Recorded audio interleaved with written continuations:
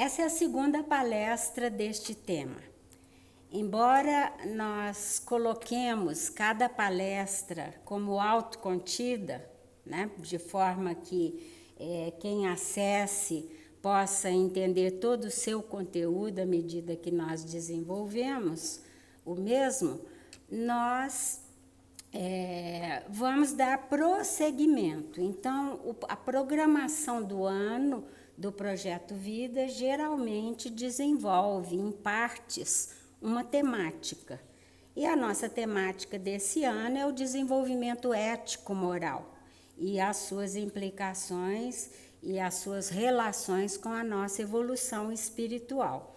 A palestra de hoje, então, nós vamos utilizar os conceitos de ética e de moral e algumas das questões da primeira palestra nós vamos desenvolver um pouco mais. E também, na palestra de hoje, nós vamos dar uma visão geral de algumas questões e elas serão desdobradas um pouco mais ainda na terceira palestra. Assim, até a nossa quarta palestra do ano dentro deste tema. Nós vamos começar as nossas reflexões da manhã nesse tema que é de fundamental importância para cada uma das nossas encarnações e que é especialmente importante devido aos estímulos deste momento. Nós vamos então colocar 3 situações. Primeira situação. Ela, uma jovem senhora, se casou pela segunda vez. E nesse segundo casamento, para esse segundo casamento, levou o seu filho bem na primeira infância. Cerca de 10 anos depois, quando este filho já se encontrava na sua pré-adolescência, início da adolescência, havia se desenvolvido uma incompatibilidade importante e crucial entre o padrasto, o seu marido, um homem bom, amado, responsável, que trazia todas as condições de harmonia para o lar, mas havia se estabelecido uma incompatibilidade de abordagens, de visões, de gênios, de caráter, entre o padrasto e o filho, ambos muito amados. E a situação foi se desenvolvendo a um tal ponto que ela culminou em uma situação em que aquele jovem adolescente não se restringia mais ou não aceitava mais ficar naquele lar com o padrasto. E o padrasto chegou a um ponto de mágoa e de desesperação que colocou a seguinte situação: ou ele ou eu, para aquela jovem senhora. E estabeleceu-se, então, uma situação de impossível resolução sem um grande sofrimento. Uma situação que geraria uma desestruturação. Um dilema. Essa é a descrição de um dilema moral. Vamos à segunda, ou seja, a escolha entre 2 seres amados. Segunda situação. Em algum lugar um pouco mais distante, no espaço e no tempo, outra jovem. Neste caso, uma jovem cientista. Havia se dedicado fervorosamente à sua profissão. Havia conseguido, à custa de longas noites de estudo, de dedicação às pesquisas, participar de um grande órgão governamental crucial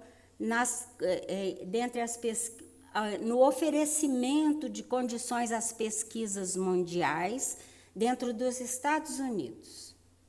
Esses casos que eu estou comentando são casos reais, não trouxe ficção. Essa jovem cientista se vê na seguinte posição: apaixonada pela sua profissão, pelo seu idealismo em conseguir a cura que ela pesquisava de uma doença muito importante que vitima muitas pessoas no mundo, apaixonada pela sua investigação das realidades científicas, vê-se em determinado momento preterida na indicação de um prêmio Nobel e pelo seu chefe, que se assenhora das suas pesquisas e que, ao mesmo tempo, faz com que ela se veja reprimida nas suas pesquisas benéficas a essa doença, que ela estava pesquisando as causas, porque essa situação levaria a um conflito com a indústria farmacêutica. E então se estabelece um jogo de poder e uma situação seguinte: caso ela decidisse denunciar ou declarar que não queria renunciar aos achados da sua pesquisa, ela perderia a sua colocação e ficaria sem condições financeiras para continuar com seu ideal, seu sonho de pesquisa. Um dilema moral: calar-se, concordar com a situação ou tomar outro tipo de via, outro tipo de atitude. Terceira situação. Nessa terceira situação, nós temos um funcionário numa posição, alta posição, dentro do Brasil, em um cargo de confiança e uma alta posição dentro do Ministério da Saúde. E essa pessoa honesta, bastante idealista, era encarregada de dirigir um sistema de fiscalização de certos produtos que eram colocados e que tinham que passar pelo crivo de uma inspeção do Ministério da Saúde para serem colocados para consumo da população. Esse cargo governamental era bastante importante para essa pessoa, porque possuía um filho portador de necessidades especiais, e esse filho, o tratamento e a educação e os cuidados médicos com esse filho eram bastante onerosos. Isso ocorreu há algumas décadas atrás. E quando chega um determinado tipo de produto, que acabou sendo distribuído, inclusive, para a população, ele verifica, junto com a sua equipe, que havia algo extremamente, de uma probabilidade grande de causar danos à situação da população. E esse produto já havia sido adquirido, né, pelas autoridades. E ele leva essa sua descoberta junto com a equipe e coloca a sua posição de que precisariam não distribuir, precisaria se alertar a população para aqueles poucos produtos que já estavam na praça, e então, muito aflito, leva às autoridades maiores, que lhe dizem que não há possibilidade política de que se faça esse tipo de anúncio, e que, se ele não concordasse com essa distribuição, então renunciasse à sua colocação. Ficaria simples assim, que ele deixasse a sua função. Um grande dilema moral, né, entre suas necessidades pessoais e a contingência da sua consciência. Em todos esses três casos, nós estamos falando de dilemas morais, de situações que impactam na consciência. Poderíamos nos estender em casos reais de muitas categorias. Aquela moça pobre, que tem dificuldade de se sustentar, que é sozinha, que fica grávida e é abandonada pelo parceiro, e que se vê na contingência das dificuldades de criar uma criança, sendo sozinha e muito pobre, e a possibilidade sugerida de um aborto. A nossa condição humana nos leva, muitas vezes na vida, a ser os personagens, né, comuns, que se veem dentro desse impacto.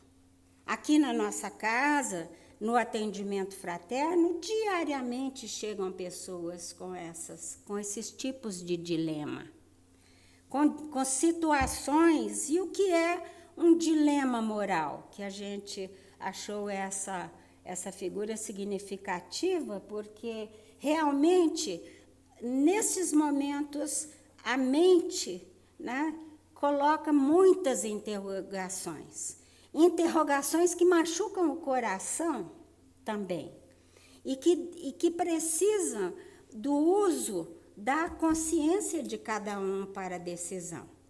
Então, muitos aportam muito aflitos aqui na nossa casa, e em todas as outras localidades onde se procura o auxílio espiritual, para conseguir pensar melhor, tomar uma decisão, ver o que fazer. Porque o que é um dilema moral? O dilema moral é uma situação na qual é necessário decidir entre alternativas que se excluem. Qualquer escolha será insatisfatória, pois resultará em uma reação de perda. Então, nesses casos que nós colocamos, qualquer que fosse a situação, a pessoa teria que arcar o que é uma reação de perda. É um complexo de reações emocionais, mentais, estruturais da situação de vida, onde a pessoa tem que enfrentar uma condição que ela não quereria que acontecesse em sua vida. Isso é o que caracteriza uma situação de perda, uma reação de perda. Uma reação de perda que impacta no físico, impacta no emocional, traz conflitos conscienciais, porque a perda é caracterizada exatamente por isso. Eu não quero que algo esteja presente na minha vida. Vamos supor, um ser amado me abandonou, eu tive que deixar um ser amado, ou o ser amado desencarnou. Uma situação que eu não pude evitar e que eu tenho que enfrentar, mas eu não quero.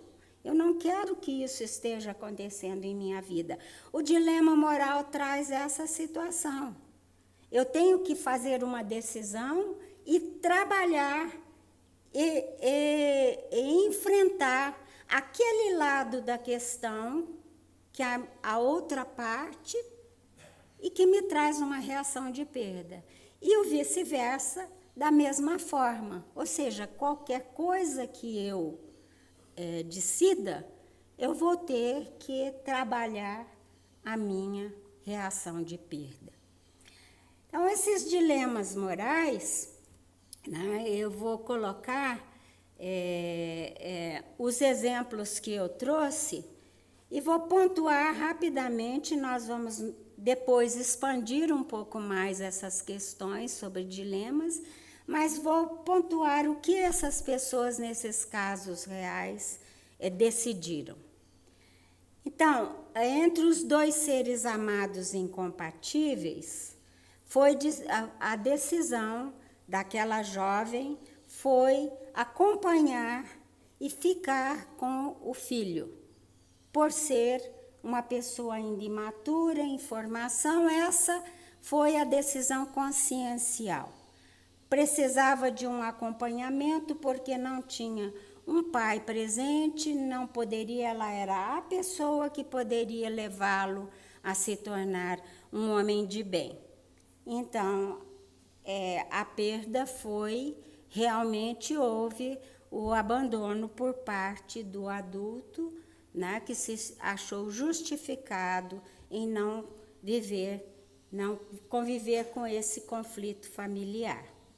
Entre o prestígio científico e o senso de justiça, essa jovem cientista, Candice Pert, ela optou por abandonar a agência governamental e passou por perseguições. Ela denunciou o fato do que estava acontecendo, passou por muitas perseguições e penúria material a ponto de perder a sua residência, porque teve que vendê-la para continuar. E acabou se isolando no sentido de que, com toda a sua capacidade científica, acabou indo lecionar numa pequena universidade de um estado não muito significativo dos Estados Unidos.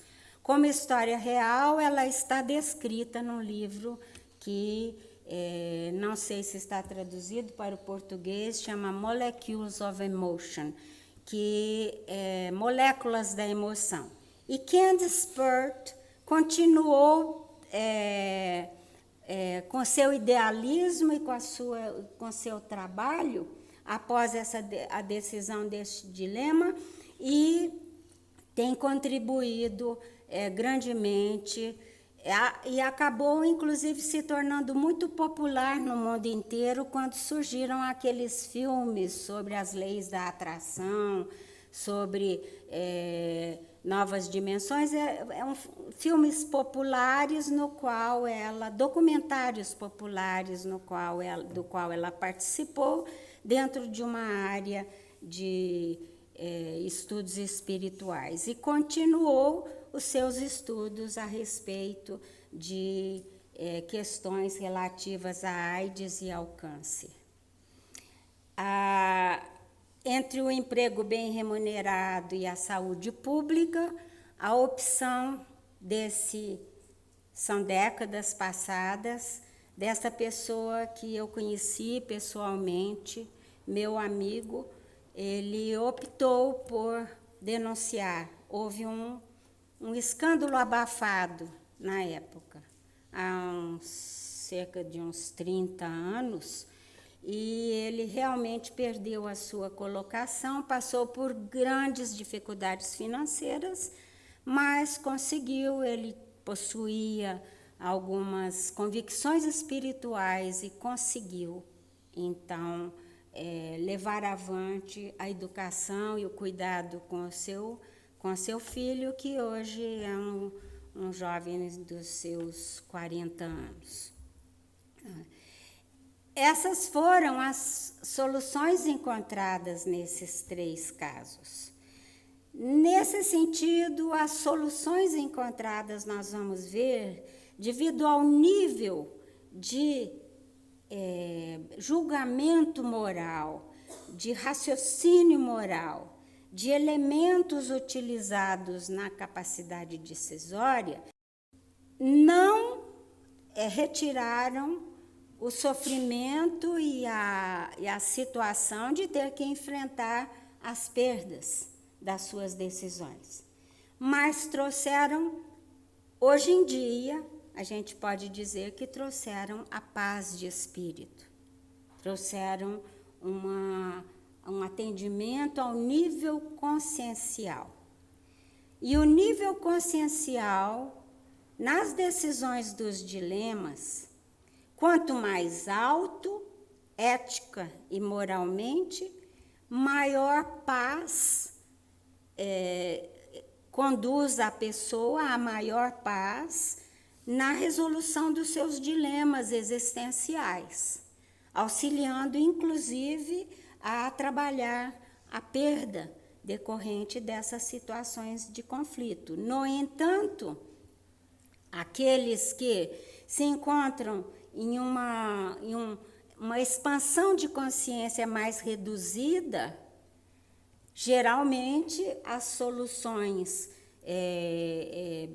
de nível consciencial menos ética e moralmente evoluídas no sentido espiritual, muitas vezes levam a renovados conflitos, a situações mais infelizes, a situações de remorso e culpa e outras situações mais aflitivas para aqueles que assim decidem.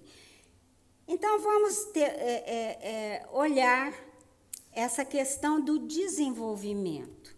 Como nós resolvemos nossos dilemas morais? Então, eu coloquei aí nesse quadro uma série de elementos, poderia ter chamado, ainda incluído outras questões, e incluir os principais que nós utilizamos. Nós utilizamos do julgamento, da nossa razão e emoção, no caso. E esses estão fundamentados, então está ali no lado esquerdo do quadro, fundamentados nos nossos valores.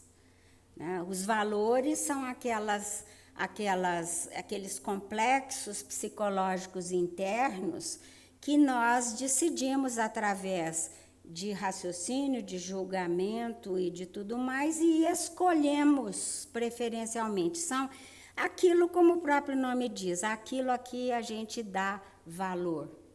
E nós podemos dar valor, nós vamos ver isso em seguida, a vários níveis de percepção do mundo e de decisão. Então, nós usamos esse julgamento de valor. Nós usamos aquilo que é o nosso conhecimento, porque muitas vezes, por exemplo, nos pré-conceitos, que são os conceitos que nós temos cristalizados previamente e que fixam reações através de generalizações que muitas vezes não são verdadeiras, os nossos pré-conceitos podem ir sendo iluminados pelos nossos conhecimentos e geralmente necessita uma base de conhecimentos para que sejam esclarecidos. Os elementos da cultura a qual nós pertencemos.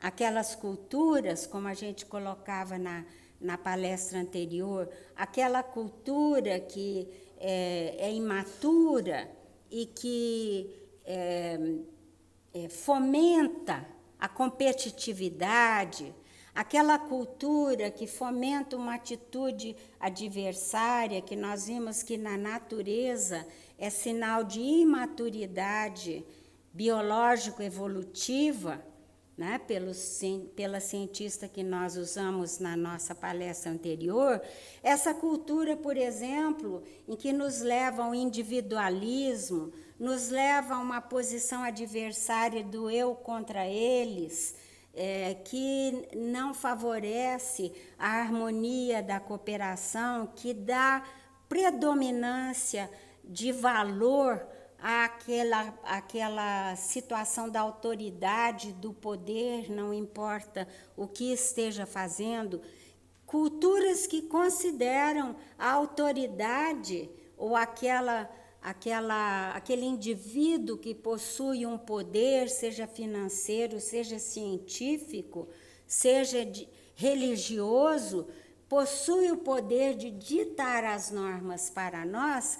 Então, quando estamos nessa cultura, nós somos influenciados por esses padrões, se não ultrapassamos o nível, como nós vamos ver, da aceitação do convencional, ou de uma aceitação de que essa cultura é certo, que dentro do nosso sistema de valores não temos nem conhecimento e nem evolução espiritual para discernir algo mais, olha o que eu vou dizer, mais amplo, mais universal. Né? Porque nós vamos ver que na nossa evolução espiritual e ético-moral também, nós partimos de uma visão individualista, que muitas vezes é chamada de egoísta, ou seja, as coisas giram em torno do ego. Egoísta quer dizer isso, a minha visão é da minha personalidade encarnada, do meu ego, eu só vejo aquela parte, né? E ela vai numa progressão em termos de evolução, no nosso caso, através de experiências de muitas vidas, nós vamos então alargando, expandindo a consciência para uma universalidade de visão.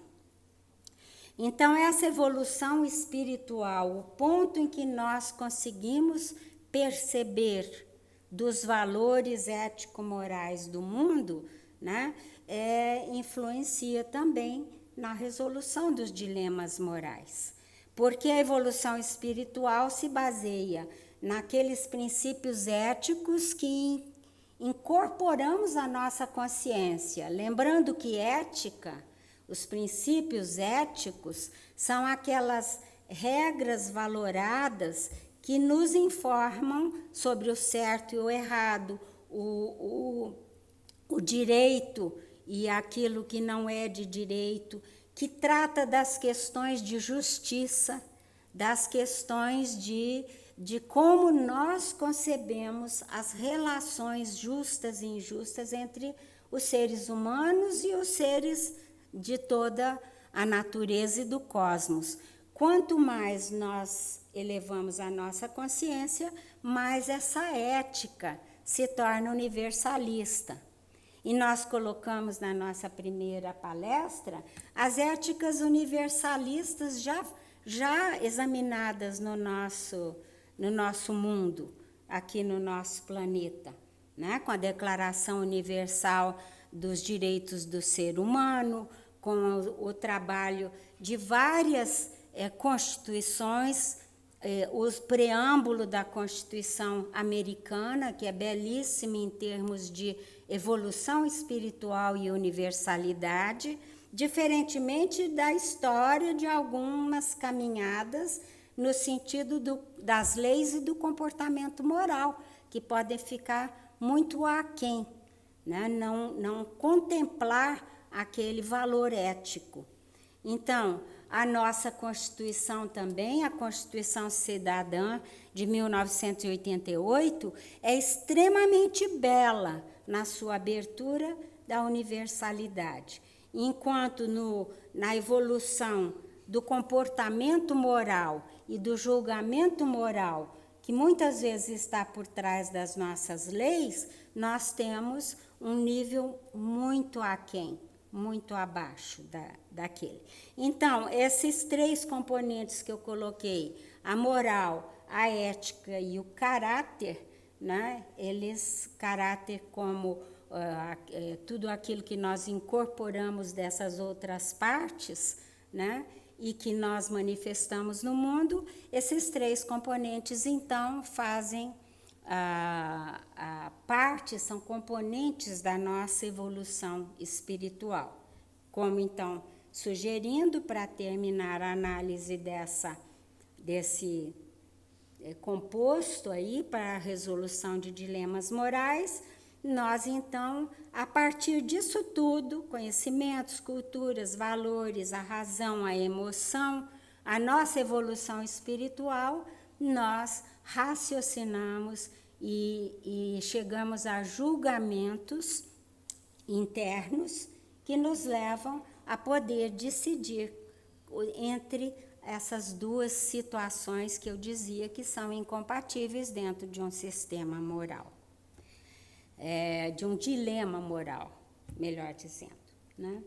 Então, essa área de estudos, ela tem impactado nas reflexões dos filósofos de todos os tempos, dos cientistas, e depois do advento da psicologia enquanto ciência, passou a ser objeto de preocupação em conhecer como é que isso se desenvolve no ser humano, como essa trajetória nossa, como esses elementos se conjugam, obviamente porque conhecendo essas questões, nós podemos ter melhores julgamentos, orientar melhor nosso comportamento. Então, aqueles que estão estudando como tornar o ser humano menos conflituado, que é o caso dos teóricos da psicologia,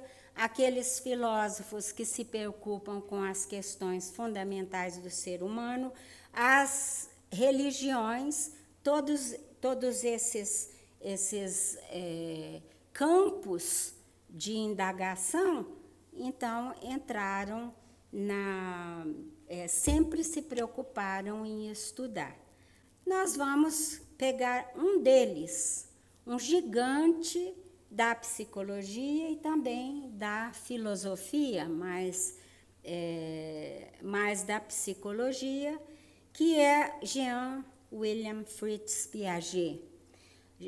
Piaget era um suíço, ele teve uma obra extremamente extensa, foi muitíssimo produtivo em seus 84 anos de vida e nos brindou com estudos ímpares sobre a cognição, o cognitivo do ser humano.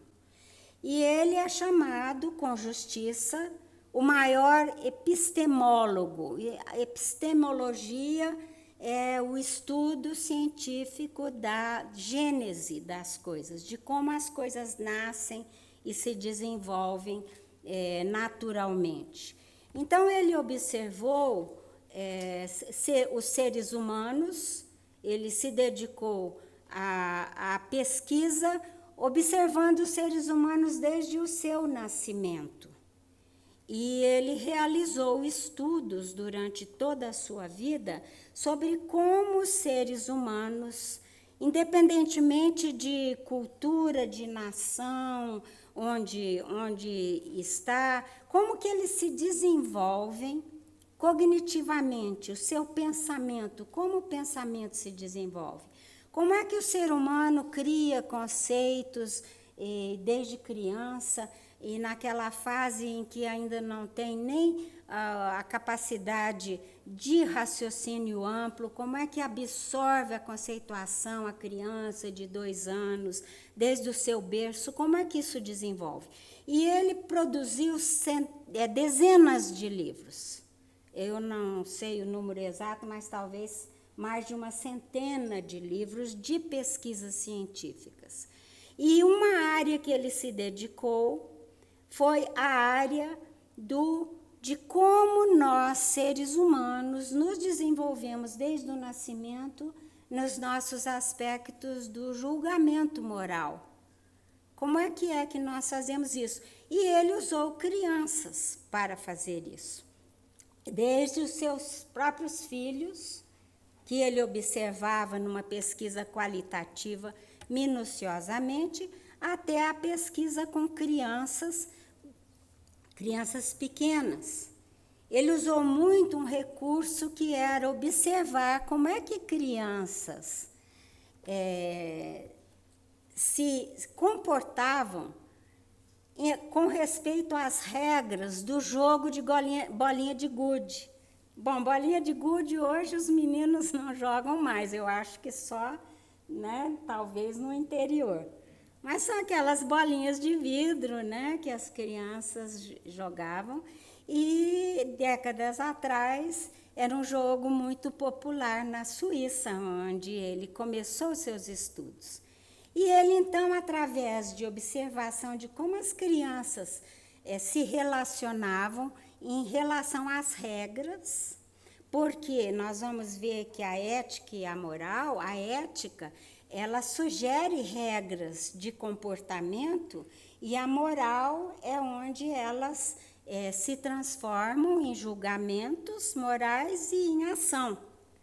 E então ele quis observar como é que isso era naturalmente ocorria nas relações, porque a ética e a moral, elas sempre ocorrem em relação a regras e na relação entre os seres humanos. E ele acabou, então, nos oferecendo, até 1980, um gigantesco acervo de estudos e de relatos e de sínteses de como isso ocorre, qual é a gênese, a epistemologia do desenvolvimento da ética e da moral no ser humano. Entre parênteses, aqui, em 1980, né, eu era uma professora universitária e tinha até alunos de mestrado realizando teses baseadas em Jean Piaget, dentro da área educacional, porque os seus estudos impactam diretamente na possibilidade de utilizar dentro da educação, o que infelizmente tem sido aqui no Brasil pouco utilizado relativamente.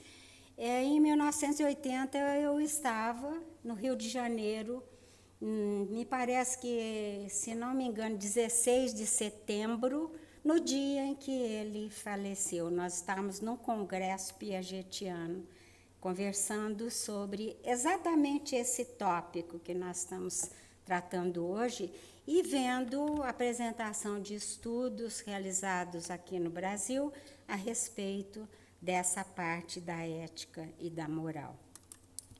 A moralidade, segundo Piaget, então, se sustenta num sistema de regras, é um sistema de regras que sustentam um julgamento sobre a realidade. E os estudos epistemológicos dele, uma parte que nós vamos pegar, uma pequena síntese hoje, é sobre o julgamento moral da criança, que é o título de um dos livros dele, onde ele relata isso que eu vou sumariar muito brevemente para vocês. Então, esse sistema de regras, essa definição que eu escolhi aí, ela nos diz o seguinte: nós criamos um sistema, e a partir desse sistema particular, individual de cada um, que segue uma certa orientação geral paralela ao desenvolvimento da nossa cognição, do nosso pensamento, da qualidade do pensamento, nós usamos esse sistema de regras, que é influenciado por tudo aquilo que eu coloquei antes, para fazer um julgamento sobre a realidade. Uma vez que nós fazemos um julgamento sobre a realidade, sobre aquilo que está acontecendo, incluindo os dilemas, a relação do jogo da vida, dos jogos da vida, a partir disso aí, nós usamos esse sistema para tomar nossas decisões. E essas decisões são decisões ético-morais. É preciso complementar que, no desenvolvimento do ser humano a partir que ele sai da infância, né? Esse julgamento sobre a realidade, outro pesquisador que eu vou citar nos fala que o nosso julgamento ele está sempre pelo menos um nível acima daquilo que a gente consegue se comportar. Porque na hora do comportamento, muitas vezes a gente entra nessa questão de um comportamento que vai nos levar a alguma desvantagem, alguma perda. Mas então, o que é que Piaget, né, nos fala, né, sumariando aí esse sentido geral da teoria dele? Ele diz que toda moralidade consiste em um sistema de regras. E a essência de toda moralidade é encontrada no respeito que o indivíduo adquire por essas regras.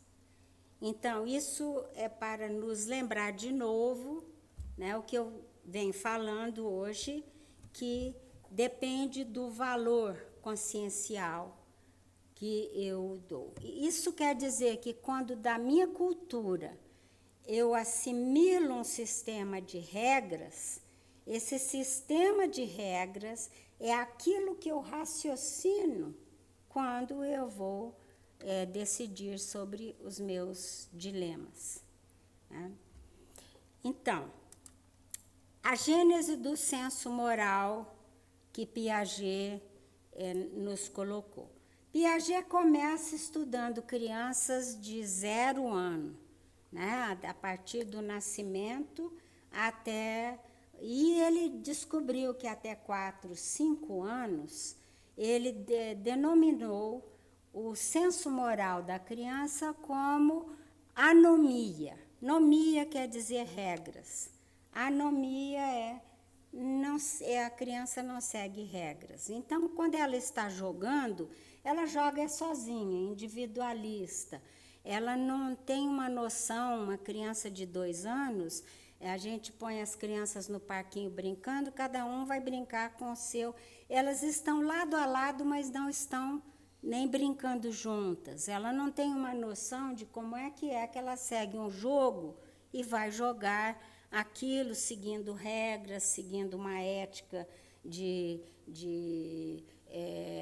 aceitar essas regras e não burlar. Não. Então, até os 5 anos. Nós vamos ver a partir dos 5 anos o que ele descobriu. Ele descobriu que a partir dos 5 anos, então, o ser humano ele passa para a heteronomia. A hetero quer dizer diferente, né? Diferente, que há um ator diferente. Nomia são as regras. Então, o realismo moral é você seguir as regras ditadas pelo outro. Então, a heteronomia quer dizer isso. O meu sistema de moralidade vem de fora. Então, o que é? A criança entre 5, 9 anos, 10 anos de idade, né, mais ou menos, dependendo da criança, né, mas ela é muito sujeita à obediência à autoridade. E ela tem uma noção de que as regras, elas são absolutas e elas vêm do externo. Então, a autoridade pode ditar as regras. A responsabilidade é sentida pelas consequências concretas. Eu vou convidar a todos vocês, né, aqui do auditório de casa, à medida que nós formos vendo, nós vamos ver 2 teóricos gigantes dessa área, que vão refletindo sobre algo muito importante. Porque eles descobriram que aquilo, por exemplo, que a gente coloca para a criança, adultos podem ficar estacionados naquele nível. Então, adultos podem ser seja pela cultura e pelas suas experiências pessoais com a cultura, não ultrapassar aquele nível, que é um nível de desenvolvimento normal do ser humano, mas os níveis que eu vou colocar aqui, nós podemos ter uma parte dos indivíduos estacionados naquele nível.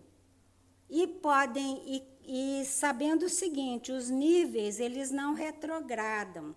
O comportamento pode estar abaixo do conceito ético, mas os níveis, se eu já adquiri um nível nessa encarnação, um nível maior de reflexão e de julgamento moral, eu não volto. Então, o que é isso aqui?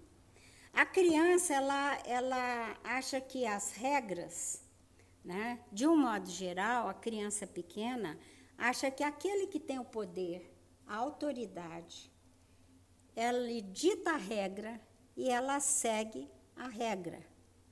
Tanto é que quando ela acha que aquilo que a gente chama de, na filosofia, justiça imanente, a justiça que por si só ela se define. Ou seja, se um adulto colocou para ela uma ordem, e aquilo é bastante repisado, e ela desobedece aquilo, em particular, ela tem a noção de que a autoridade sabe disso, porque a autoridade, ela é senhora da verdade, e ela não tem, a lei interna vem externamente.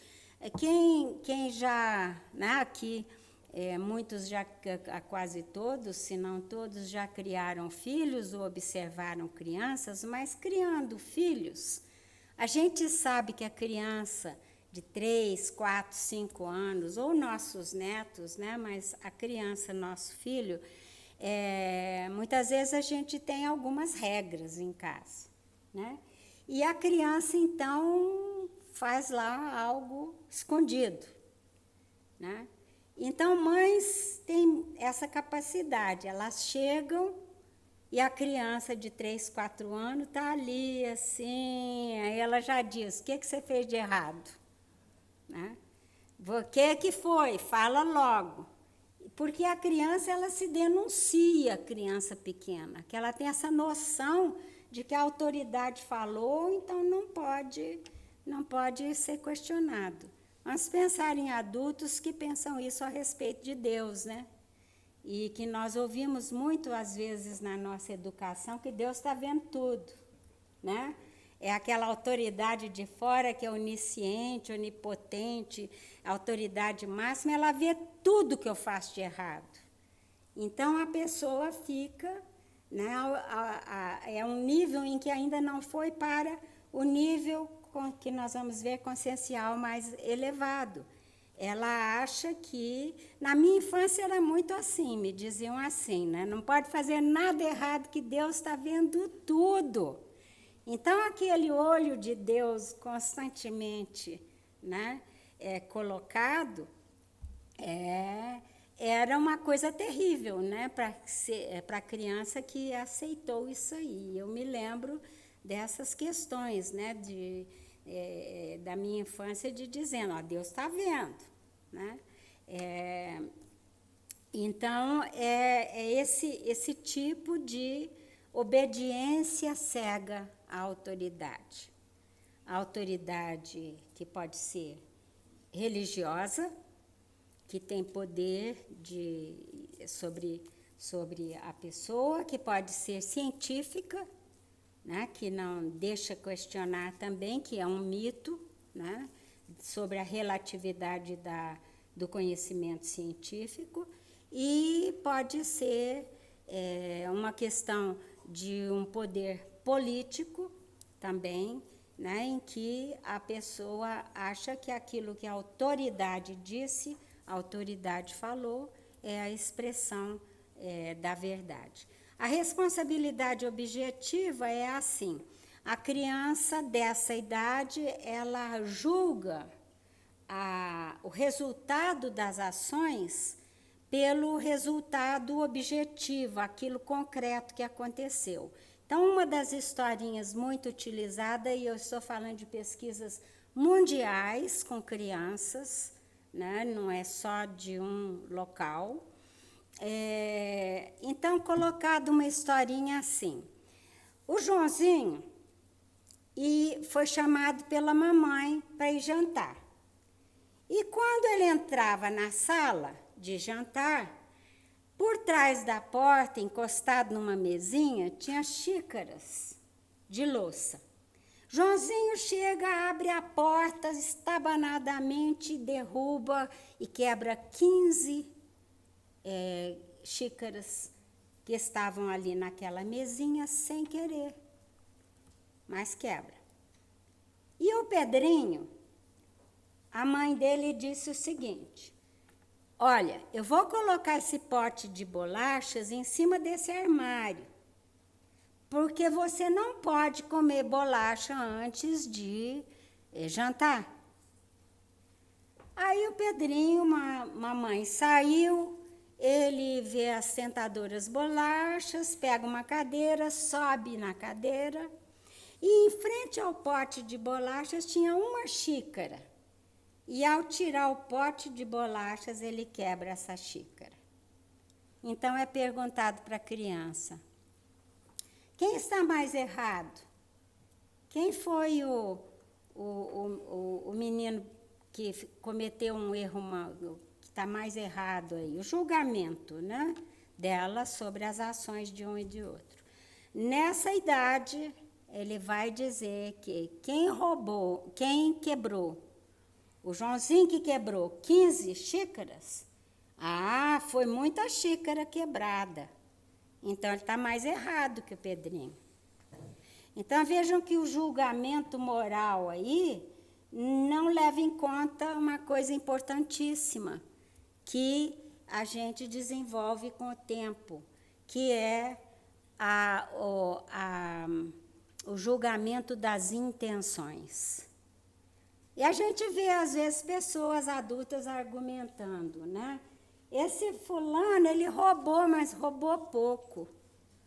Agora, esse outro roubou que foi para valer mesmo, né? Roubou bilhões e etc. e tal. Esse é o julgamento pelas consequências concretas, né? Que roubar, né, lá na sua repartição pública, o material escolar do filho é um roubinho, né? Tá tirando um pouquinho, né, do erário, leva para casa o lápis, a resma de papel que foi pedida lá na escola. É pouquinho, não tem problema. Agora, aquele que vai lá e que rouba, né, bilhões da Petrobras, esse roubou muito. Então, observem a semelhança, né, do raciocínio e do ato, né? Esse é um raciocínio dentro desse nível, né, até 9, 10 anos de idade, para a criança, né? O estágio seguinte da autonomia, 11, 12 anos em diante, né? Que vem quando já a criança, no seu desenvolvimento normal, já começa a poder pensar abstratamente, né? Ele chama isso na parte cognitiva do operacional abstrato. Ela consegue pensar abstratamente, fazer relações abstratas e etc. Então, ela já passa para uma obediência segundo critérios. E quando chega na adolescência, então, se transforma num discutidor sem fim, né? Ele quer que a autoridade seja legitimada. Ele quer estabelecer acordos. É aquela velha história, né, do comportamento e das regras seguindo e do adolescente discutindo.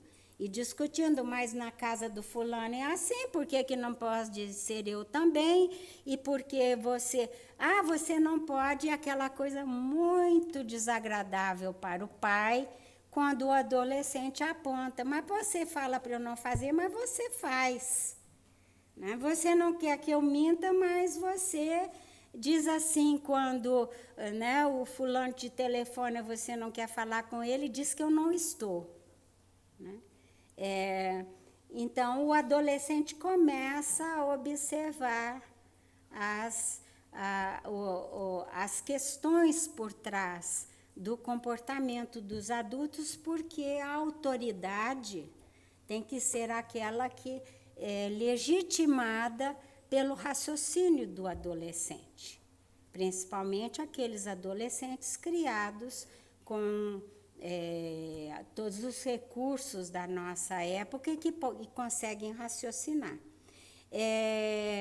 Nessa época, inclusive, o adolescente acaba legitimando aquelas autoridades que, mesmo num sentido muito pernicioso da sua autoridade, fazem um discurso, que agora é chamado de narrativa, né? Uma narrativa coerente das suas ações, e então o adolescente muitas vezes é vitimado por essas autoridades que têm essa narrativa coerente e que ele aceita, muitas vezes em contraste com aquelas normas de conduta que nós gostaríamos que educacionalmente ele tivesse.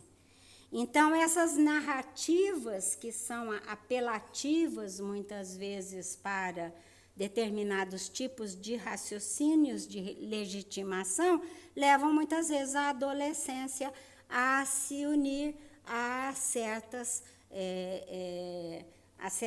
teorias e a certos modos de ver o mundo que raiam do terrorismo até a uma completa obliteração, ofuscamento dos fatos reais daquilo que está acontecendo, e ele, então, legitima as suas ações a partir desses acordos íntimos que faz.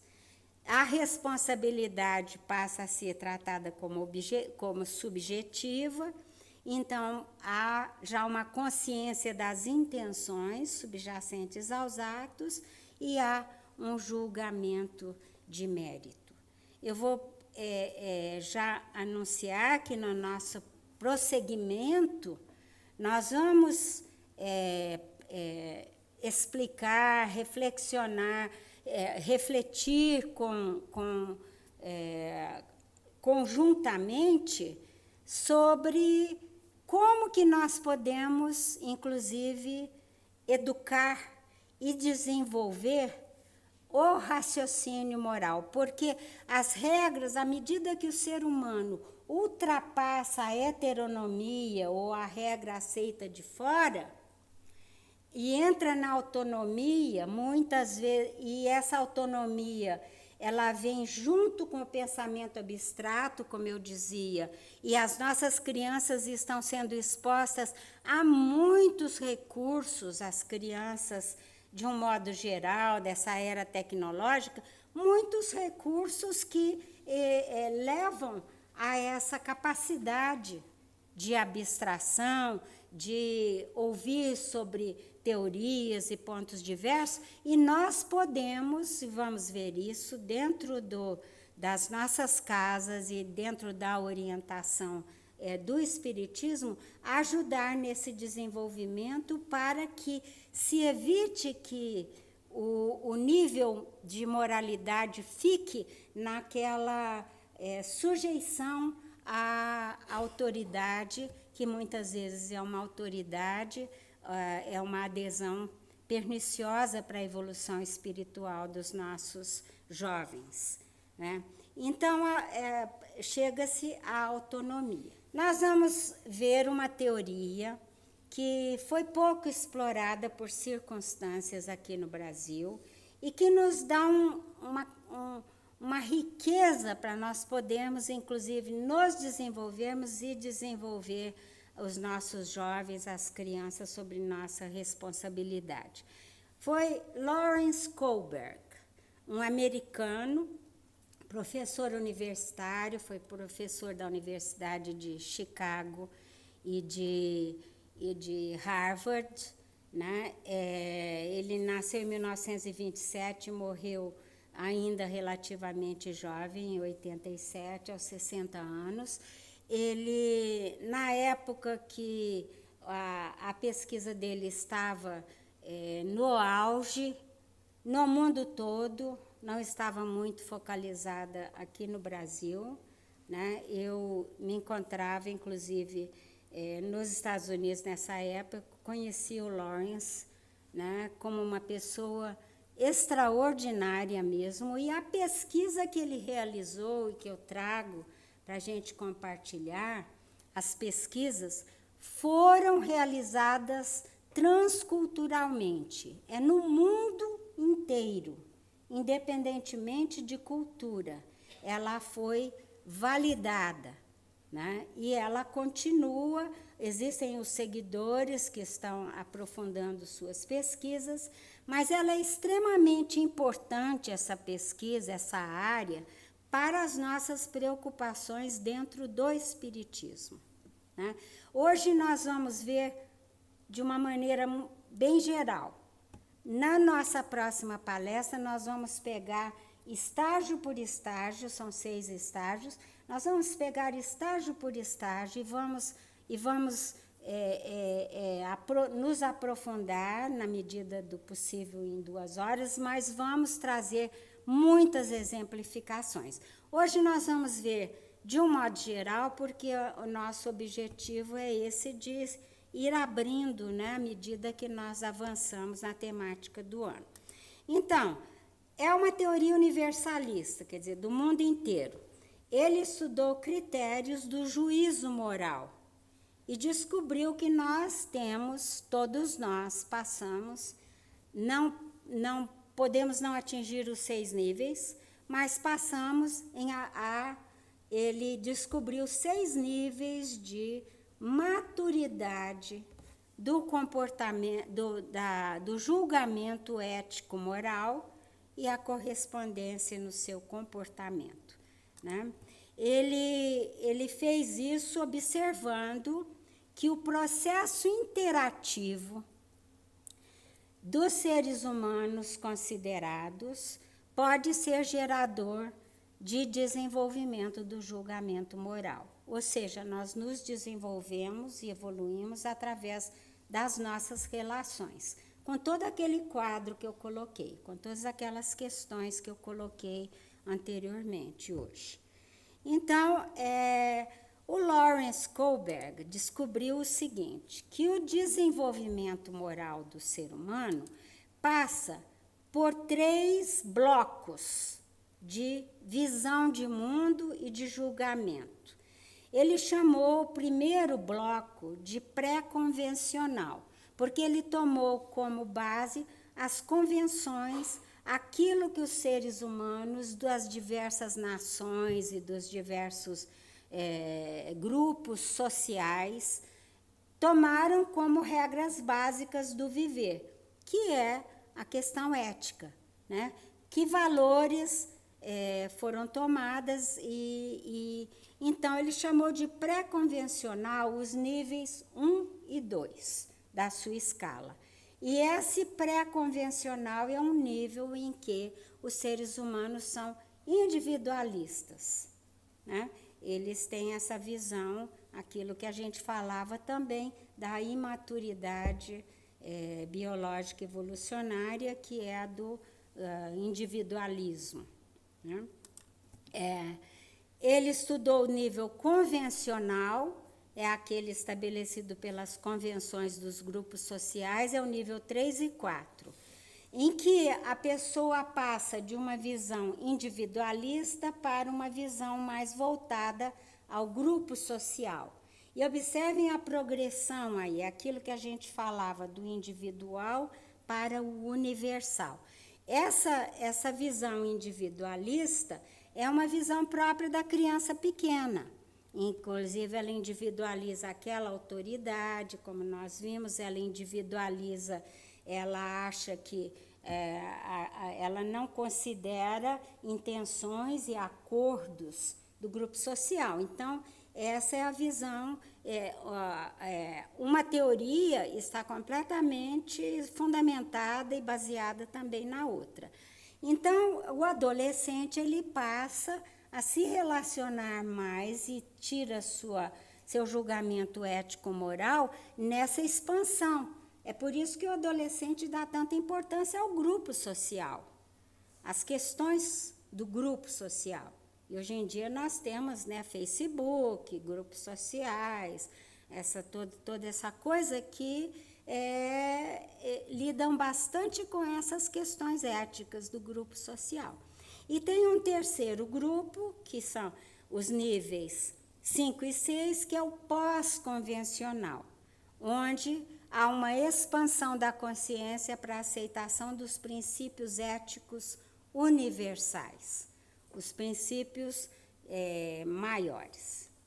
E, então, nós vamos olhar um pouquinho cada um, mas muito brevemente, porque nós vamos nos fixar num outro ponto dessa visão geral. O desenvolvimento no pré-convencional, que são os estágios 1 e 2, a gente dizia que é individualista. Esse individualista é assim, o raciocínio e, portanto, o comportamento ético-moral, ele está muito voltado na satisfação das necessidades pessoais. É uma visão instrumental. E o valor moral é tido como vindo do controle externo. A diferença entre Piaget e Kohlberg é que Piaget estudou só crianças e Kohlberg foi com a sua teoria para o mundo, inclusive de adolescentes, de adultos, e descobriu que muitos, uma boa porcentagem de adultos, funciona nesse nível, nos níveis 1 e 2 da sua escala. E que, quer dizer, nós não estamos muito bem ainda, e não é novidade, né, no planeta Terra, sendo o estágio que nós ainda não estamos muito bem na nossa evolução ético-moral, que se concretiza nas relações, né? Daí a dificuldade até hoje de termos os princípios né, colocados por Jesus no Evangelho. Que as satisfações das necessidades pessoais é assim, eu tenho necessidades pessoais e eu quero satisfazer essas necessidades pessoais sem punição, né, que é o nível 1. Nível 1 eu quero evitar punições, evitar conflitos, evitar algo constrangedor. Então, se eu tenho uma vontade que eu sinto como uma necessidade, por exemplo, eu quero me apropriar dos bens alheios e eu sei que eu vou poder fazer isso sem punição, o meu raciocínio moral pode me indicar o seguinte, sim, nesse esquema aqui você pode, você pode se apropriar dos bens alheios, fazer algumas coisas aí que para a satisfação das suas necessidades, né? Você comprar seus carros de luxo, suas coisas e tal. E eu posso fazer isso quando eu penso que não vai ter punição, porque meu raciocínio é este. Aquilo que não vai sofrer punição, principalmente se eu não espero punição de Deus, que seria a autoridade máxima, eu faço porque eu posso me safar, né? Como dizem, eu posso perfeitamente fazer isso aqui. Esse é o nível 1 de raciocínio moral, né? Quando o meu esquema mental, o sistema de regras tudo aquilo que eu puder fazer que me satisfaça, aquilo que eu quero, é lícito, uma vez que eu não seja punido por isso, né? E muitas vezes as religiões, eles usam esse o raciocínio do nível 1 exatamente para trazer controle de comportamento através de uma autoridade onisciente, que seria Deus, que vê tudo e que vai punir. E que então você não pode fazer porque Deus pune. E aí entra mais ou menos no nível 2, que é o instrumental, me diz o seguinte, é aquele cérebro do eu coço suas costas, você coça as minhas. Né? Eu faço para você, você faz para mim. É aquele raciocínio de que eu faço, inclusive até me privo de coisas, porque eu vou dar um bom presente para esse meu chefe ou essa pessoa no poder, porque ele pode me favorecer de alguma forma. São os tratos instrumentais. Eu tenho o poder de fazer alguma coisa, o outro pode fazer outra coisa, eu troco favores. Está no nível ainda de relações, um nível bem baixo da escala. Agora vamos refletir, né, nas coisas que andam acontecendo por aí. Esse nível instrumental é aquele nível também da pessoa que diz assim, eu não dou mais presente para outra, porque eu dou os presentes no meu aniversário, ela não me dá presente. Né? Vou desistir. Né? E eu conheci pessoas que até iam verificar o valor do presente, para ver se o valor que fulano me deu é correspondente ao valor daquele que eu vou dar. Porque existe aí um trato ético-moral neste nível que diz, eu só dou o que recebo. Né? Ao contrário do que é dando que se recebe, de São Francisco de Assis, mas é isso, é um raciocínio instrumental.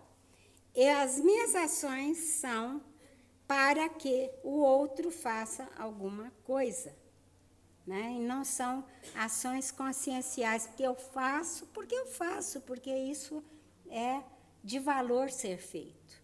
E muitas pessoas se obrigam muito dentro desse raciocínio instrumental a fazerem coisas que não gostariam, que não são nem boas para elas. Espero que elas, pelo menos quando ficarem mais velhas, se libertem disso e dizem, agora eu já tenho tantos anos, não preciso mais ficar fazendo essas coisas.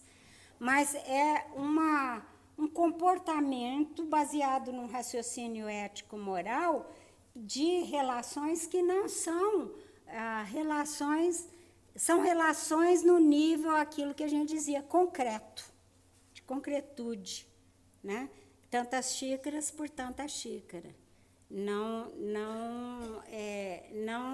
são raciocínios a partir dos estágios que nós vamos ver. Isso porque o valor moral de pessoas nesse nível está num controle externo.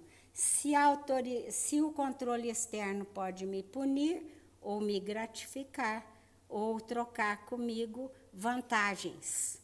E então, é uma visão completamente do eu. O outro existe, mas só em função da instrumentalidade da minha necessidade pessoal e do que é bom para mim.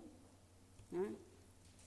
Aí nós temos o convencional, que nós não vamos tratar em profundidade hoje, que é baseado em desempenhar bem papéis que são aceitos na sociedade.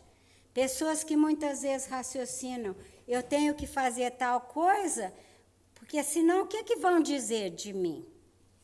Né? Eu tenho para ir à festa tal, nem vou, porque eu tenho que ter uma roupa assim, porque a outra roupa que eu usei, o pessoal já viu, o que vão dizer? Vão dizer que eu não estou, né, em boa situação. Então, são pessoas que muitas vezes o externo condiciona, ainda é o externo, só que agora projetado no pequeno grupo social, né, que se projeta aí. Nós vamos explorar bastante isso aqui na nossa próxima palestra. Então, a gente chama isso do ser o bom menino, boa menina. né, se conformar, muitas vezes para o adolescente seguir alguma coisa bem deletéria do grupo, que o grupo decidiu. Então, o que eu no meu papel nesse grupo é assim. Eu vou trazer para vocês uma análise da questão dos grupos sociais menos favorecidos, favela e essa coisa toda, e o que isso aqui significa em algumas justificativas que tem um julgamento ético-moral todo baseado em outros princípios daqueles que são os nossos constitucionais e de outras reflexões, né? Há um desejo aqui de uma manutenção da ordem convencional e principalmente de atender às expectativas dos outros. E esse outro nível é o nível pós-convencional, que é guiado por princípios éticos universais. Os valores morais passam a ser uma seleção própria, baseado no seu avanço. São baseados em princípios universais de justiça, em equalidade de direitos e respeito pela dignidade de todos os seres humanos.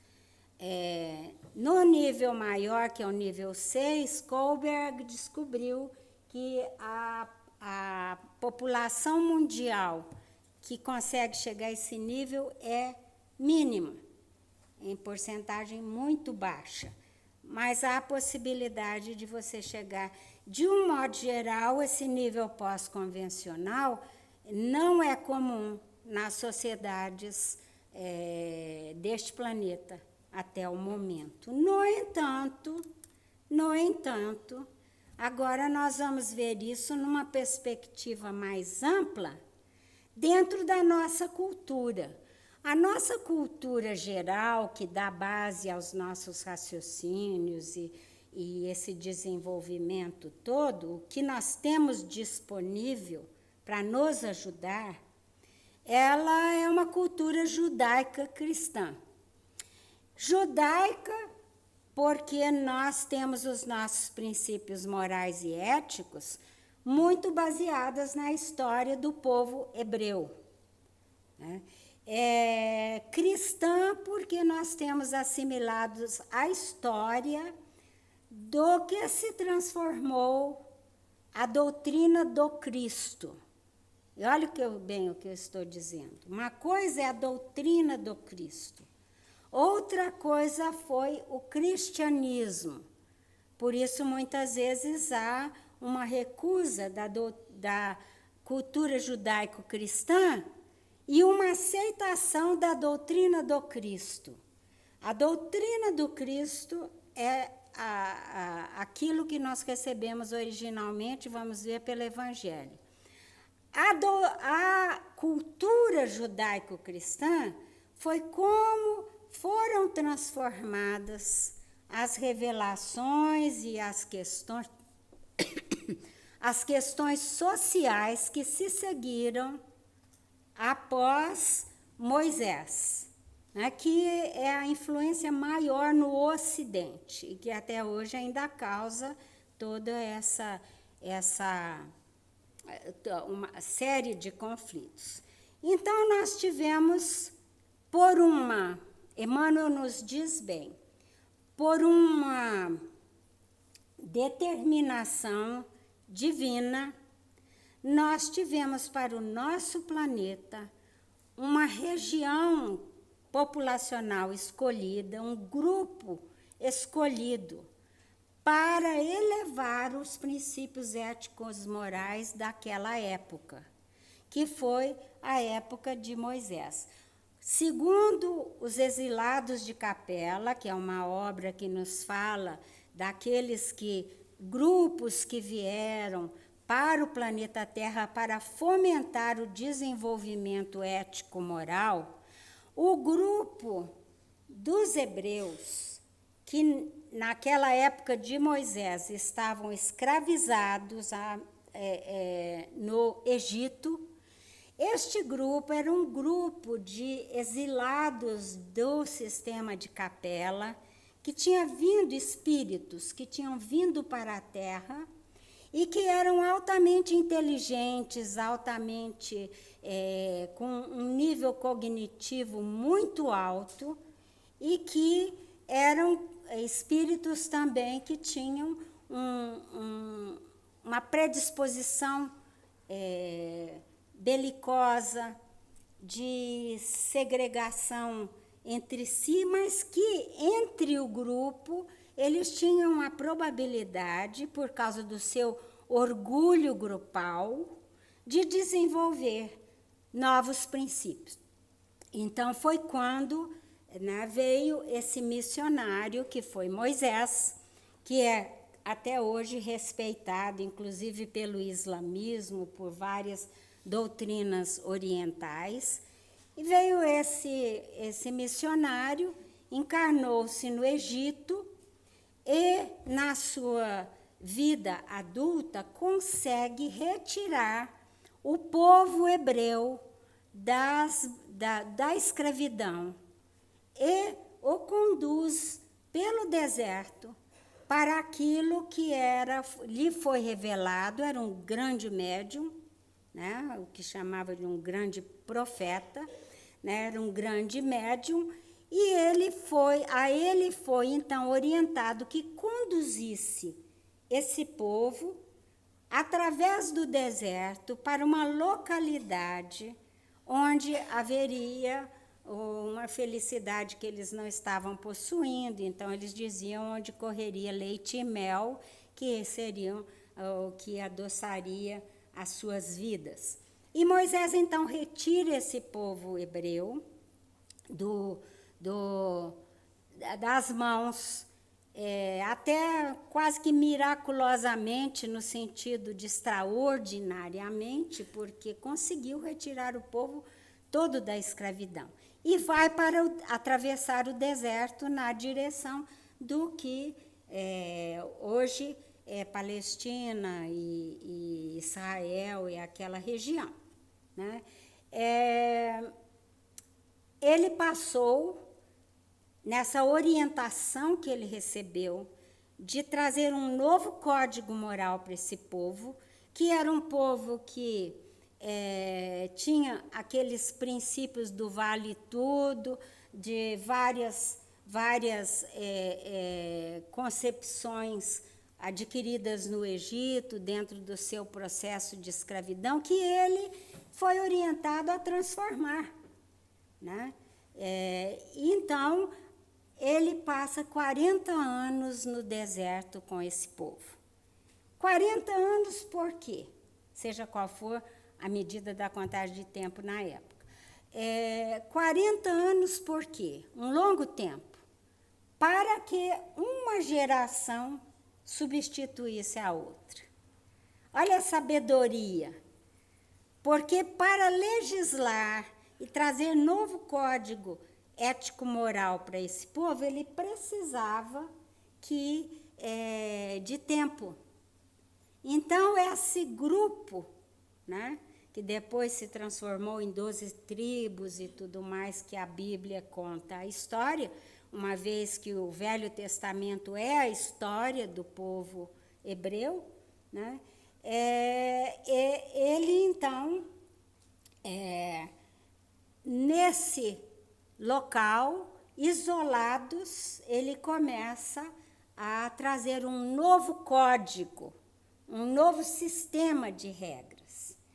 E, principalmente, o sistema de regras, ele trouxe principalmente através da sua recepção no Monte Sinai dos 10 mandamentos, que ainda existem e orientam o código legislativo dos países ocidentais, né?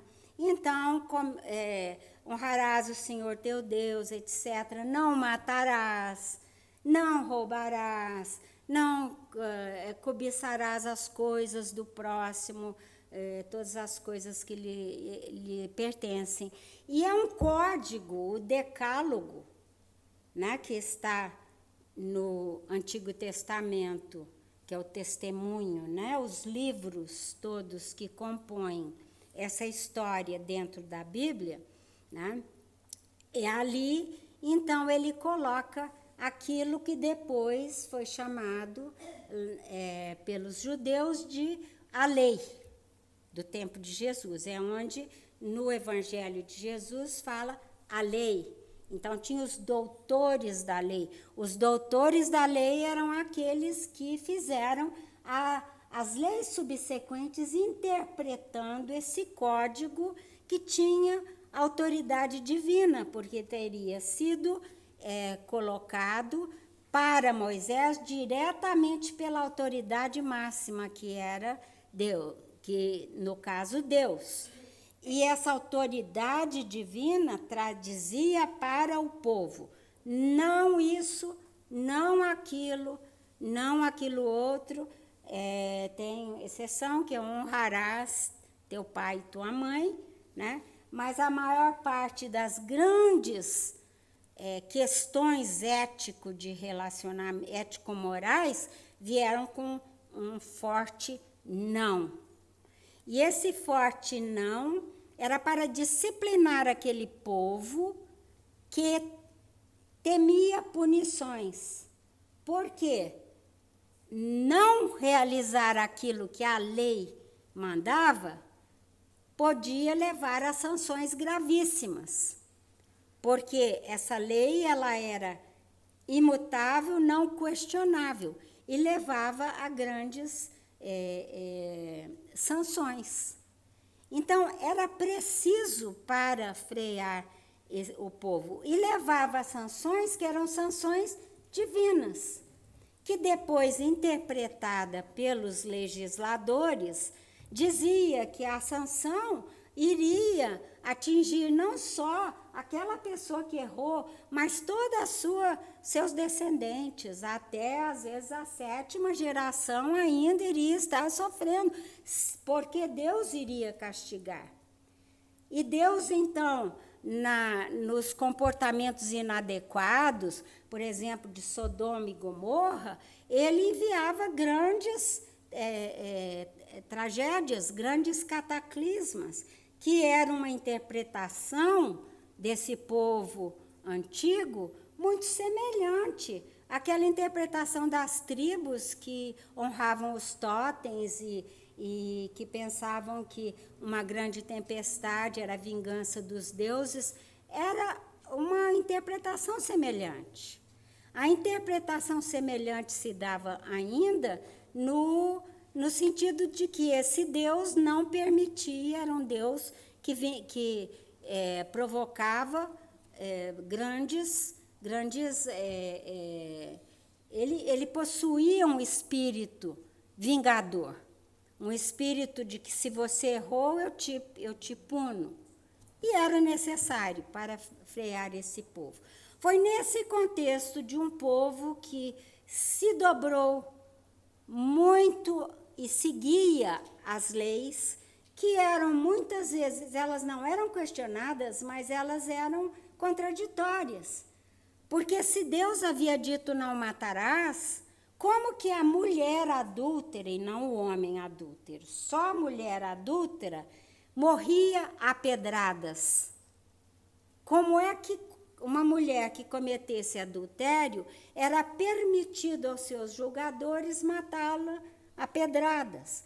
Aqueles que não concordavam com a lei, que traziam outras questões, como Estevão, né, o nosso primeiro mártir da vida evangélica, que morreu apedrejado dentro do Sinédrio, por ordem de um doutor da lei, que era Paulo de Tarso, que depois se tornou o nosso Saulo de Tarso, ou São Paulo da Igreja Católica, que foi o grande divulgador do cristianismo. Essas incoerências que existem até hoje em todas as culturas judaico-cristãs, né, eram aquilo que os homens, os seres humanos, faziam da mensagem divina. Ainda existem nos Estados Unidos ainda alguns estados que, se uma pessoa mata, ela pode ser condenada à morte. Então, o Estado a mata. Matou aqui, matou ali, olho por olho, dente por dente. Né? Então, essa foi uma norma colocada para frear para dar aquelas pessoas que se encontram no nível de Kohlberg, do nível de temer punições, usando a autoridade máxima, temer a punição de Deus. Depois veio Jesus Cristo, 1000 e alguns anos depois de Moisés, do povo hebraico ter se estabelecido, né? Jesus Cristo, então, nasce dentro desse povo, que dentre os povos já era um povo chamado temente a Deus. Nós espíritas não subscrevemos a essa relação com Deus, porque Deus não é para ser temido, né? Deus é para ser respeitado, e e na criação divina nós rendermos a nossa honra a Ele e o nosso amor. Porque foi exatamente esse novo Deus, a ética e moral que Cristo trouxe para todos os povos.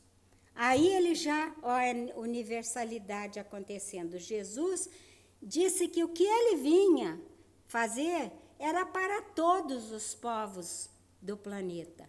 E apresentou um pai que não é um pai, Deus como um pai, né? Abba, papai.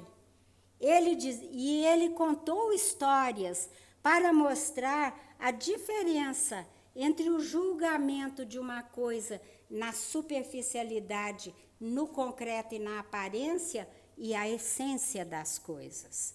Então, em muitas ocasiões, ele teve embates com os doutores da lei, dentro das suas incoerências. Por exemplo, quando ele começou a curar pessoas aos sábados, e foi questionado, e ele disse: mas é claro que a dor humana se sobrepõe a ser um sábado. Se fosse o teu filho, você não curaria? Conversando com um fariseu, né?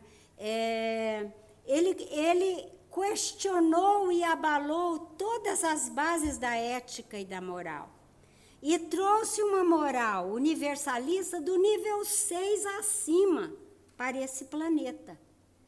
E como a doutrina do Cristo estava tão acima e continua acima de todas essas escalas, ela não pôde ser seguida, porque as pessoas, nós os humanos, em outras vidas, interpretamos de outras formas, e ainda hoje se interpreta de outras formas. Por exemplo, as guerras que foram feitas em nome dele, que ele previu e disse: com essa doutrina que eu coloco, vai haver guerras, vai haver gente lutando, né?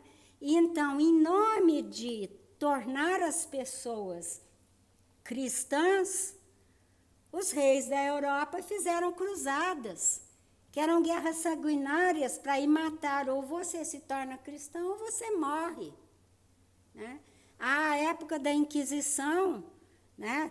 Tantas mortes na fogueira, e perseguições e encarceramentos em nome de quem veio trazer a doutrina da fraternidade, que não pôde ser ainda conscientizada pelo povo, mas que permaneceu pela sabedoria de ser colocada através de histórias, através de preceitos que subsistiram a todas as deturpações, que, quando são olhados, traduzem exatamente o nível 6 dos princípios éticos universais. E aí, quando vários séculos se passaram, muitos séculos se passaram, quase 20, séculos se passaram, então, em um movimento universal, foi trazido para a Terra o Espiritismo. E o Espiritismo não teve mais um indivíduo colocando. Brotou no mundo inteiro, com uma revivescência da ética e da moral do Cristo, agora trazendo a ética para várias dimensões cósmicas, dimensões deste planeta, suas várias dimensões espirituais, outros planetas, a comunidade que a gente sabe de espíritos excelsos da comunidade solar e que orientam. Então, a revelação vinda através de médiuns extraordinários, como Chico Xavier, Divaldo Franco ainda entre nós, todos esses médiuns extraordinários que trouxeram as revelações, que antecederam informações que agora a ciência está começando a vislumbrar sobre a universalidade dessas revelações. Então, Allan Kardec, como um missionário que retornava à sua missão de transmitir e de revivecer a doutrina do Cristo, codificou, organizou, pegou todas essas informações preciosas do mundo espiritual e nos trouxe, né, perguntas muito bem feitas e respostas através do Livro dos Espíritos. No século XIX, em 1857, publicou o Livro dos Espíritos. E depois outros livros daquilo que a gente chama os 5 livros principais, que são Pentateuco. Que às vezes as pessoas pensam, mal informadas, que Allan Kardec criou o Espiritismo. Ele não criou o Espiritismo. O Espiritismo é a doutrina dos espíritos mundiais. Não foi só em algum lugar ou outro lugar que as revelações ocorreram. No século de Kardec, elas brotavam de todos os países, estudos profundos por William Crookes na Inglaterra, outros estudos que mostravam a realidade da vida espiritual. Então, nós chegamos a um ponto em que essa ética e a moral do Cristo pode agora ser aprofundada, pode agora nós, espíritos reencarnantes, todos aqui se encontram hoje, já foram cristãos antes, senão não estariam aqui. Já foram provavelmente até líderes da questão ético-moral. Os que se encontram aqui interessados nesse tema, os que se encontram em casa interessados nesse tema, são os convidados para a educação ético-moral através do Espiritismo, para aquilo que, inclusive, eu vou começar a aprofundar na nossa reunião, no nosso próximo encontro daqui a 2 meses, porque vamos falar em como fomentar o desenvolvimento das questões éticos morais com um cristianismo do Cristo, um cristianismo na sua pureza revivecido. Então, esse é o nosso trabalho, essa é a convocação de cada um que aqui se encontra, de que na sua própria autotransformação consiga exemplificar para trazer essa realidade para o raciocínio daqueles que conosco convivem, e ao ver essa realidade eles se sintam atraídos, porque é assim que nós mudamos. Nós mudamos de nível quando nós adquirimos o conhecimento e somos atraídos para um nível mais alto. Então, vamos ver que Moisés, só revendo o que eu já falei, ele trouxe a lei, os princípios e regras para a disciplina básica nas relações de um povo. Jesus trouxe o evangelho princípios para a evolução harmoniosa de todos os povos. O Deus de misericórdia e de compaixão, a possibilidade de nós nos transformarmos e de não precisarmos ser punidos, mas através do amor nos transformarmos e fazermos o bem e a rearrumação daquilo que nós perturbamos na harmonia divina. O foco ético-moral de Jesus era isso que ele dizia. Por isso vos digo que se vossa justiça não exceder a dos escribas e fariseus, de modo nenhum entrareis no reino dos céus. E vejam bem que o reino dos céus que Jesus falava é o reino interior, é o reino consciencial, é o reino da consciência.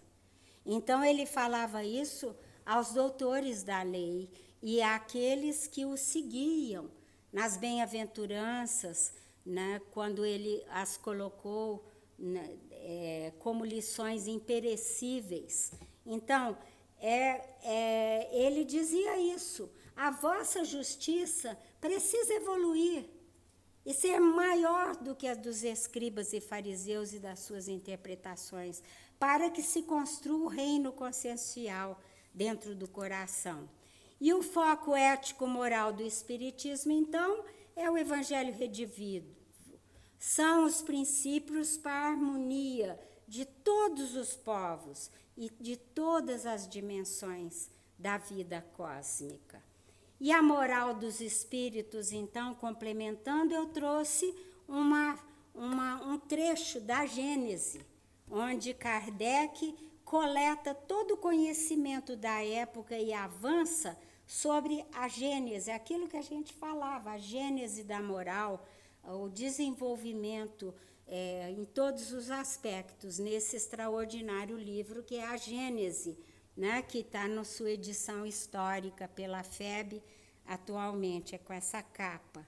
Então, no capítulo 1 da Gênese, o item 56, ele fala sobre a moral dos espíritos, desses que vieram e trouxeram essa nova abertura ético-moral para o mundo, dizendo: a moral que os espíritos ensinam é a do Cristo, pela razão de que não há outra melhor.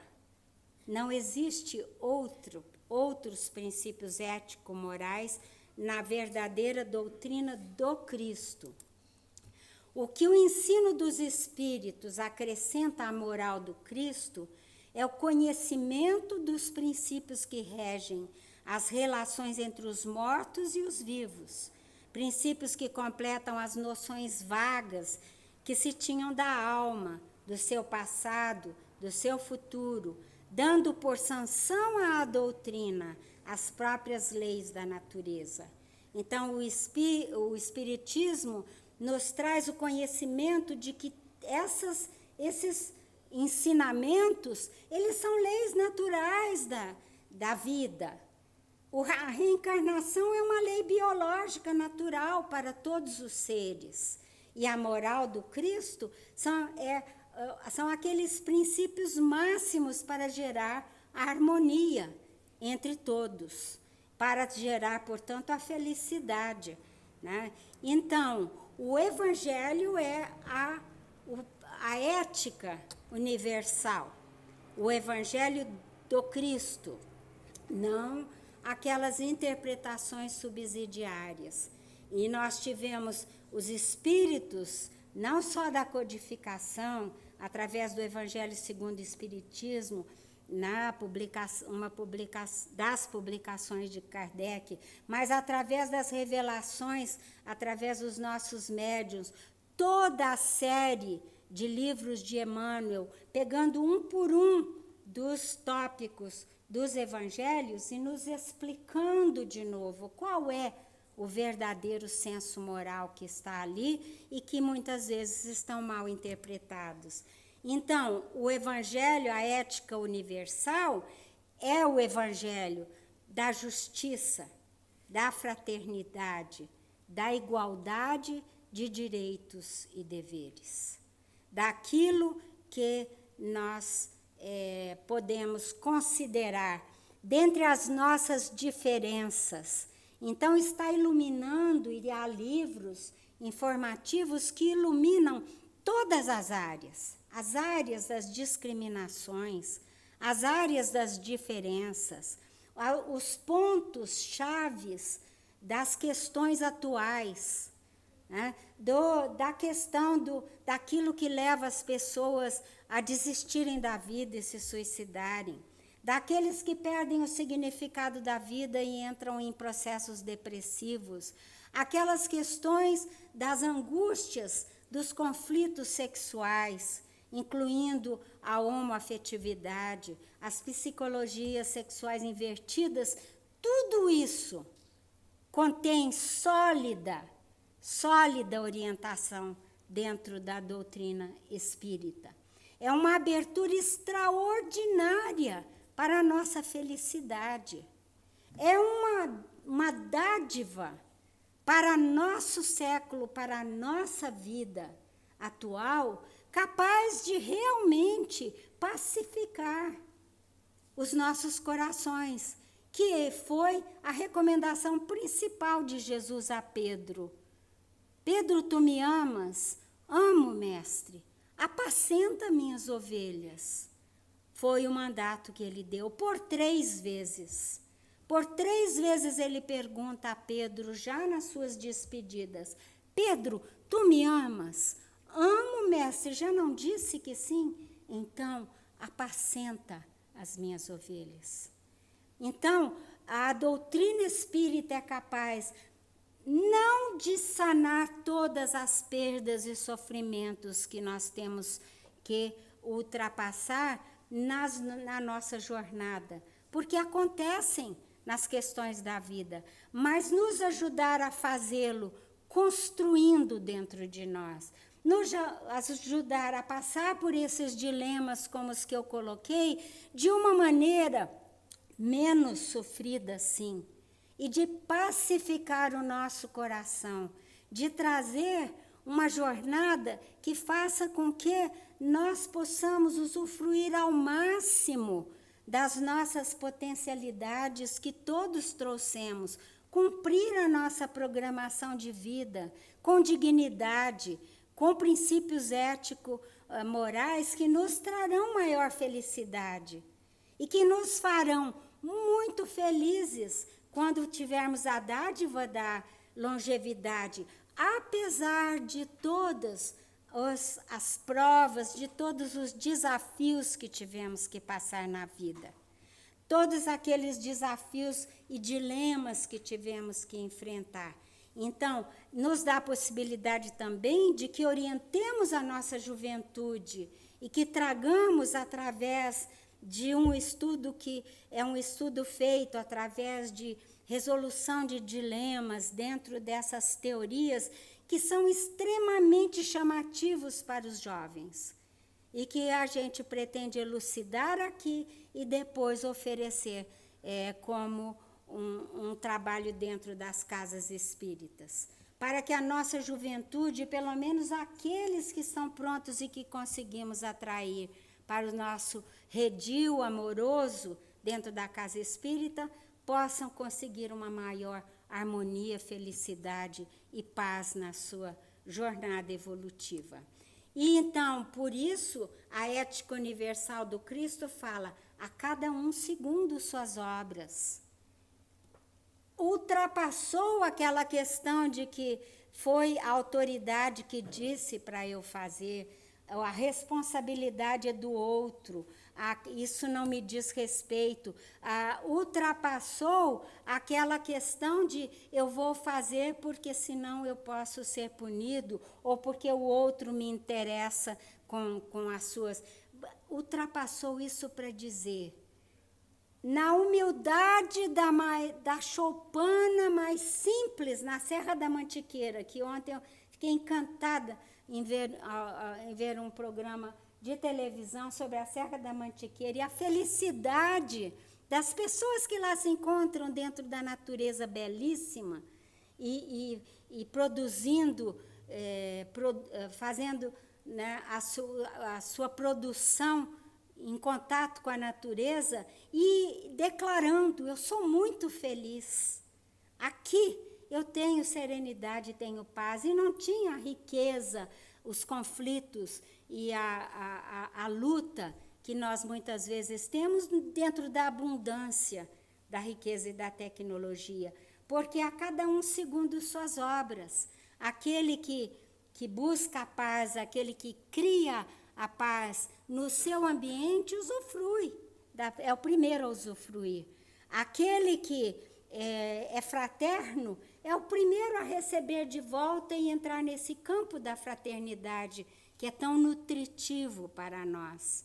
Aquele que reconhece a igualdade de direitos e deveres para com seu próximo e que não tenta se sobrepor e usufruir, usufrui do afeto, da harmonia que isso gera.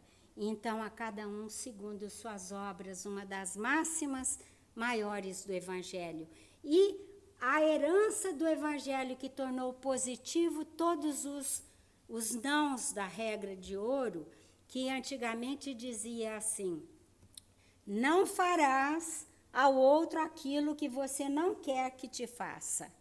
Essa era uma regra antiga, uma regra da filosofia oriental. Jesus veio e disse: fazer aos outros primeiro o que eu gostaria que me fizessem.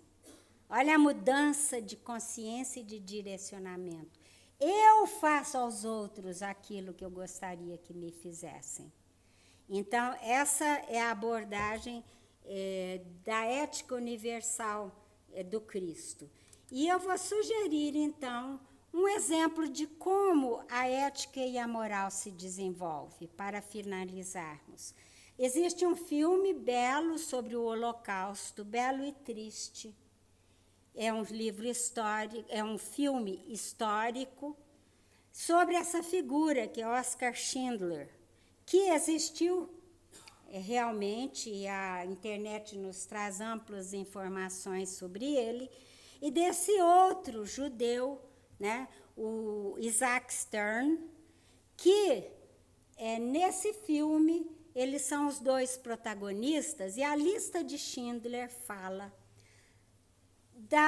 do contato deste alemão, que era um nazista, que tinha sido endocrinado pela doutrina nazista e que, na época do Holocausto, ele vê uma oportunidade. Primeiro, ele era um bom vivant, uma pessoa, né, que tinha muitas amantes, gostava de riqueza e tal, e ele viu na oportunidade de, sendo do partido nazista, ele explorar aquela questão que estavam tornando os judeus praticamente escravos, né, dentro do domínio alemão de Hitler. Então, ele se associou aos maiorais nazistas, os alta patente do nazismo, e para fazer um comércio. E aí abriu lá uma fábrica onde ele explorava. E o filme mostra bem que ele começa assim, explorando os judeus. E ele, então, passa a conviver com essa extraordinária figura real, né, do Isaac Stern. E o Isaac Stern, então, começa a exemplificar uma ética e moral muito superior. E o Schindler começa a observar. E isso resulta em que Schindler vai mudando e vai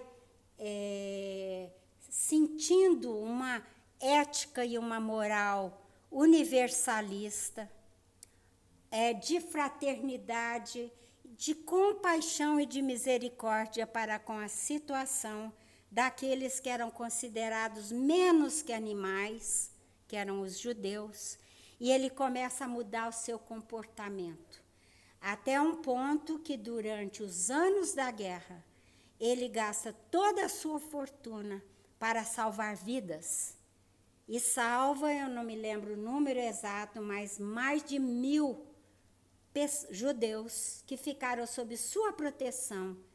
Ele pretendendo que estava fabricando produtos para a guerra, que ele ordenava que se fizessem defeituosos para que não matasse mais pessoas nas guerras de dominação de Hitler, e salva todas essas pessoas. E ele faz uma transformação moral incrível dentro da sua ética. E é um filme belíssimo de se observar sobre esse aspecto e sobre o aspecto histórico. Ele nos traz lágrimas aos olhos. E ao final, quando os alemães perdem a guerra, ele está sendo processado e considerado um nazista criminoso.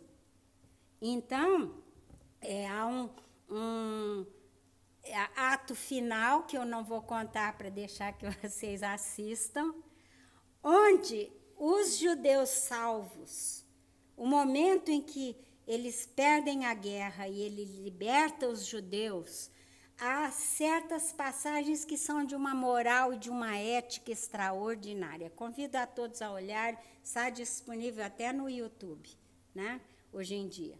Então, observem a cena final, onde ele fala, ele tinha conservado só de toda a fortuna que ele pagava pelas vidas, ele pagava cada um que ele trazia para dentro da sua fábrica, estava salvo de ser incinerado nos fornos de gás e de morrer, né, dentro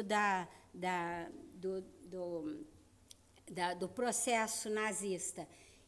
E quando ele se dá conta, ele diz, eu poderia com esse anel ter salvo mais uma vida, e ele chora.